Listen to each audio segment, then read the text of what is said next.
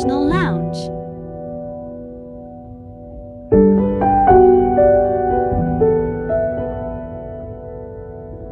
How many kgs will you reduce in a month by following my diet plan?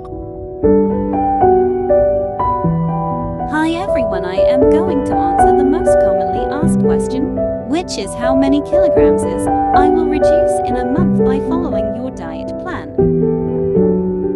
I will reduce in a month by following your diet plan.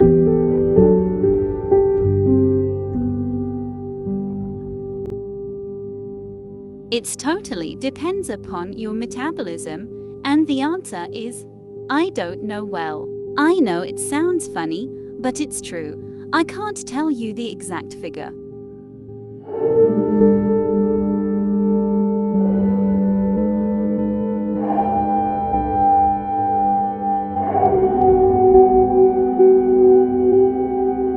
Different factors: bone mass, muscle mass, fat mass, water weight, body type, how metabolism works, how much did you follow diet plan, what is your daily routine, physical activity, do you have any?